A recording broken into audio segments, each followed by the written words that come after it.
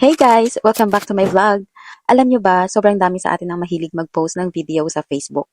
Pero minsan, bigla na lang na-mute or nabablock dahil sa copyright issue sa music. Nakaka-frustrate, diba? Yung gandang-ganda talaga tayo dun, tapos copyright din pala. Kaya today, I'll share with you some super useful tips para maiwasan ang copyright strike at mas maging worry-free ang inyong content creation journey. Kung mahilig ka sa real stories o kahit live, siguradong makakatulong ito sa'yo. So stay tuned!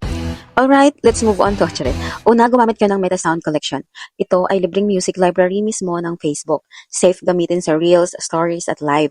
Bakit safe ang Meta Sound Collection? Dahil hindi ka makaka-receive ng copyright claim. Wide variety pa siya, may background tracks, sound effects at ibang genre.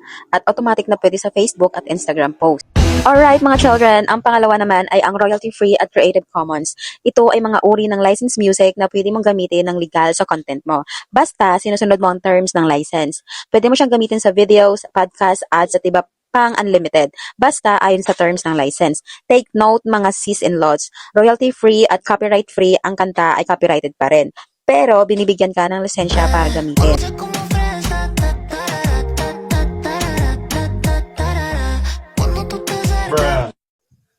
Pangatlo, pinakamaganda kung gagawa kayo ng sariling audio, original na kanta, instrumentals o voiceovers. Kapag sariling gawa, walang risk na copyright strike. Yung ginagawa ko is nagda-download ako ng music, then ginagamit ko na tool is CapCut. Another tips din naman mga lods and sisa, nako, dami nyo ng utang sa akin. At panghuli, iwasan ang pag-upload ng sikat na kanta from TikTok or movie soundtrack. Kahit short clip lang yan, madali itong madetect ng Facebook system. At pwedeng ma-mute or ma-block ang post ninyo.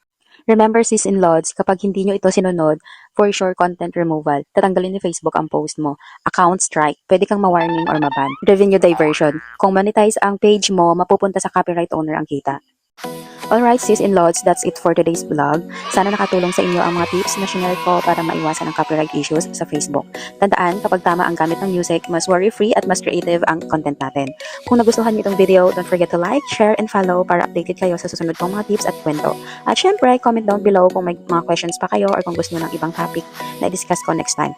Thank you so much for watching and always remember, create with passion, share with confidence, and inspire with love. See you on my next vlog. Bye!